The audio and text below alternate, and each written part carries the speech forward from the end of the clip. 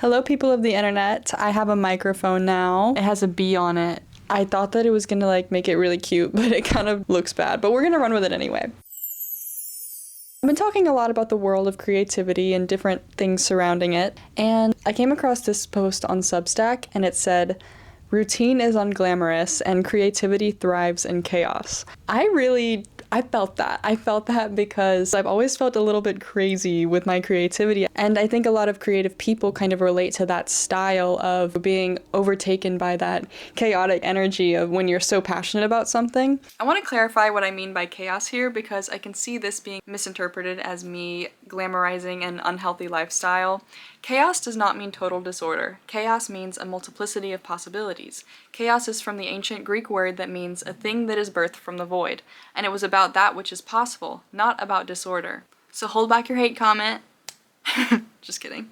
I don't think anyone actually cared. But we live in a world, especially on social media, that tells us that having a set daily routine means you're a successful person, that you have it together. My 12-step morning routine, my 5 a.m. morning routine. And a lot of people really thrive with that structure that they create for themselves. And having routines that they carry out every day makes life easier. And I do love the concept of having rituals for yourself. Rituals bring you to your senses, they help calm you down, and having repetitive things that we do to take care of yourself each day is very necessary. But for me, I feel like rituals and routine feel very different. I don't love the way our culture views consistency in the sense that every 24 hours should be the same. I was trying to take this concept of calendar blocking my entire day into my creative craft, which right now is writing for social media, and it just was not working for me. I felt trapped and uninspired. Trying to plan out my entire day and have a set routine every day does not work for me. Paul Scalaz wrote an article called Life Happens in Bursts, and he describes how he views routine. Routine feels mechanical. It repeats, it optimizes, it belongs to factories, spreadsheets, color-coded calendars packed with recurring meetings.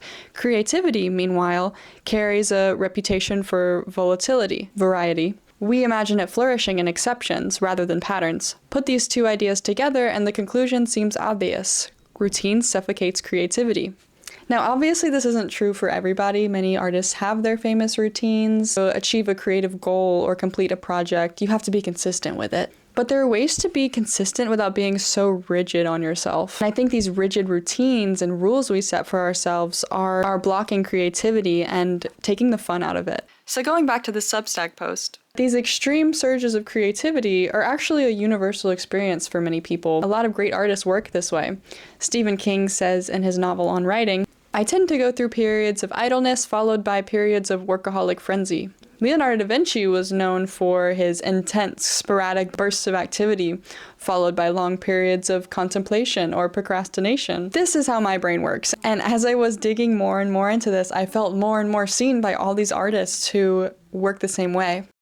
Productivity culture has encouraged this lifestyle of living the same day every 24 hours, and this works for some people. Atomic Habits is very popular for a reason, and it helps people, maybe athletes, who really do need to be doing the same thing every day. But where I personally work best creatively is in those sporadic bursts of creativity, and I was happy to find out that this is extremely common. Paul Scalaz writes in Life Happens in Bursts, "Why do hobbies leave us feeling refreshed while work leaves us drained?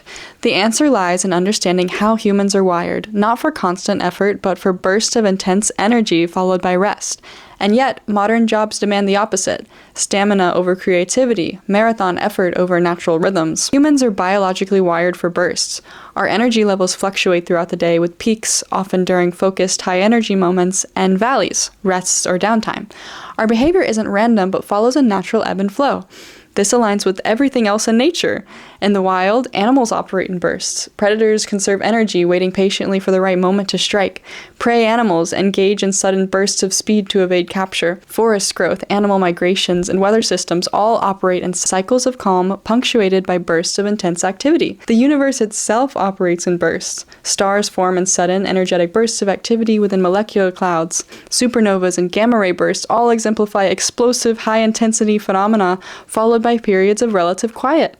Progress often seems to happen in explosive clusters rather than steady linear advancement. Resting ensures you have the physical and mental reserves to pounce. I love this outlook, and it's so true. If you observe nature, you can see bursts everywhere. And we operate the same way. Far more people operate this way than we care to admit, because rest is seen as a negative thing in our culture. Everyone is constantly burnt out from trying to be consistent all the time, every 24 hours being the same. We don't work like that. Not to mention, nothing in our society is structured for these energy bursts. School is not structured for it. The workplace is not structured for it. He continues, at your job, you're paid for stamina. Even if no work is currently pending, you get paid to exist in a perpetual state of readiness. The corporate world asks you to distribute your energy evenly across an 8-hour day. There's no rooms for bursts in this system. Our society pathologizes intermittent effort as lack of focus. It starts at school, which is supposed to prime us for the workplace, where we spread our focus thin all day and leave tired. Corporate culture might demand constant output, but nature doesn't. Bursts of energy followed by rests are how we're wired. By planning your day around this rhythm, you'll accomplish more, burn out less, and even find moments of calm within the chaos. The problem is not you, it's capitalism and this rigid structure imposed on everyone.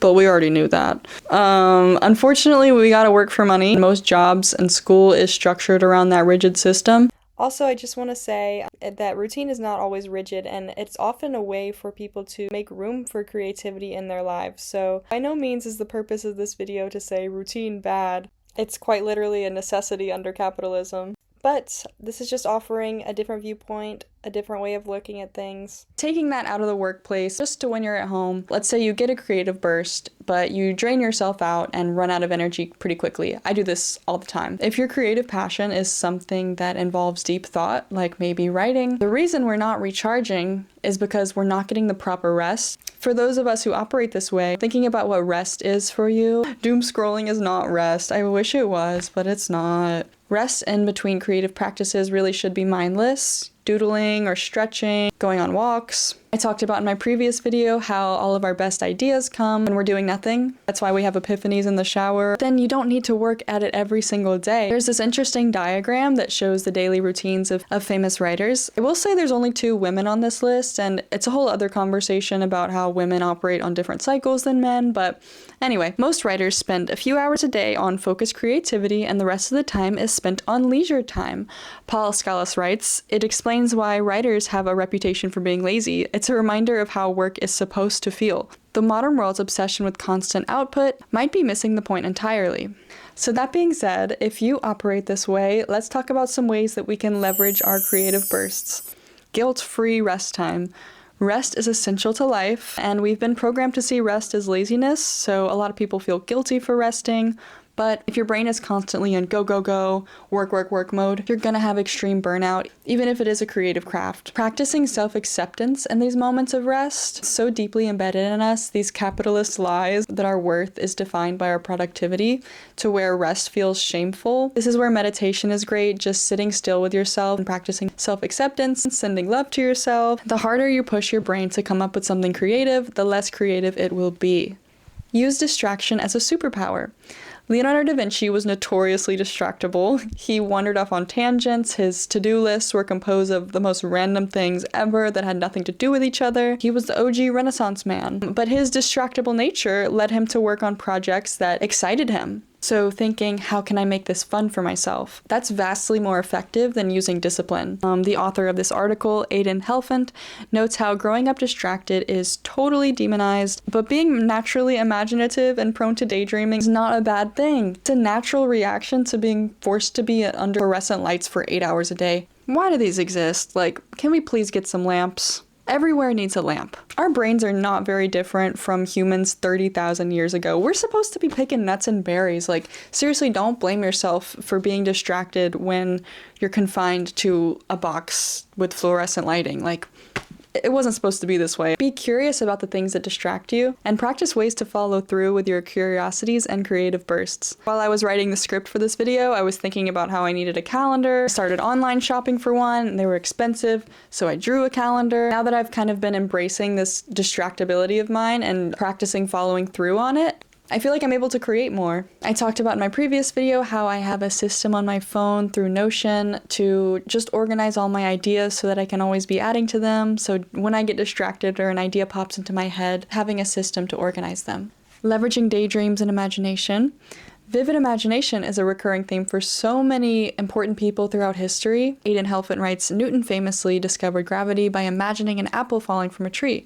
Einstein came up with the theory of relativity by imagining what would happen if a train sped at light speed away from a clock tower. Every invention was formed through imagination, every piece of art. So if you're a chronic daydreamer, don't see it as a negative thing. Practice ways to leverage it. I really do think the main thing is taking the shame off of yourself. If it's difficult for you to operate in this rigid world of routines, it is not a flaw in you. We were not meant to live this way. And now that I'm accepting this realization about myself, I'm learning to find ways to fit this energy pattern of mine into my day and following my energetic bursts of creativity rather than forcing myself into, okay, every day I'm gonna write from this time to this time. I'm gonna get bored. But if you're truly passionate about the thing and you give yourself that time to do nothing, you're gonna be called back to your craft and you're gonna wanna go work on it. This has helped me so much creatively. If you relate to this, I hope you can learn to embrace this cycle and just know that this is really common. And yeah, life happens in bursts. And if you can't follow a rigid routine, it's probably because we weren't meant to in the first place. So yeah, let me know what you think. And if you already knew all this, feel free to drop some tips on how you make it work for yourself. Follow my new Instagram and Substack. I'm gonna start posting some shorts soon, and also my Substack where I write little personal inspirations behind each video. Tap into that. Yeah, thank you for watching. Stay chaotic.